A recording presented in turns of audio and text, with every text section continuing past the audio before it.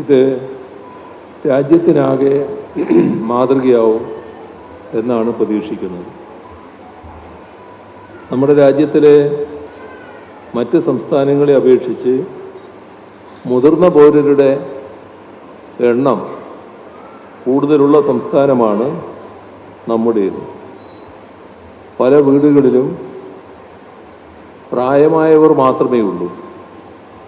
അതുകൊണ്ട് തന്നെ അവരുടെ ക്ഷേമത്തിനുതകുന്ന ഇടപെടലുകൾ നവകേരള നിർമ്മിതിയിൽ അനിവാര്യമാണ്.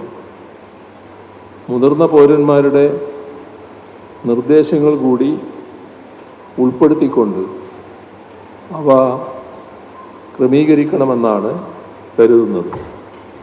അതിൻ്റെ ഭാഗമായാണ് നവകേരള സദസ്സുകളുടെ ഭാഗമായി സമൂഹത്തിൻ്റെ വ്യത്യസ്ത തലങ്ങളിലുള്ള ജനങ്ങളുമായി സംവദിച്ചപ്പോൾ വയോജനങ്ങളുമായി പ്രത്യേകമായി ആശയവിനിമയം നടത്തിയത്.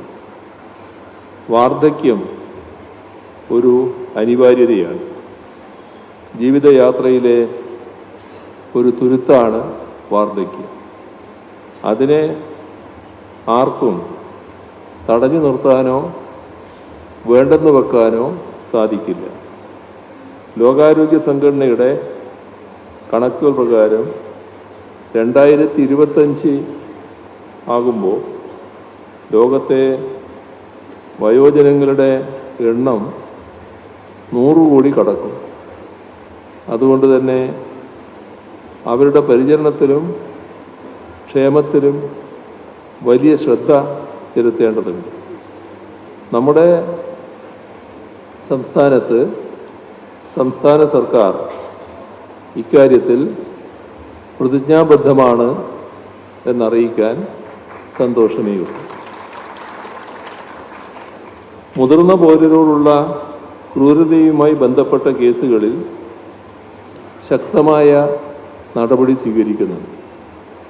പ്രായമായ മാതാപിതാക്കളെ ഉപേക്ഷിച്ചു പോകൽ, അവരെ ശാരീരികമായും മാനസികമായും പീഡിപ്പിക്കൽ, ഇതൊന്നും ഒരു പുരോഗമന സമൂഹത്തിന് ചേരുന്നതല്ല. അതിന് മുതിർന്നവരോട് ഒരു ദാക്ഷിണ്യവും കാട്ടേണ്ടതില്ല എന്നതാണ് സർക്കാരിൻ്റെ നിലപാട്.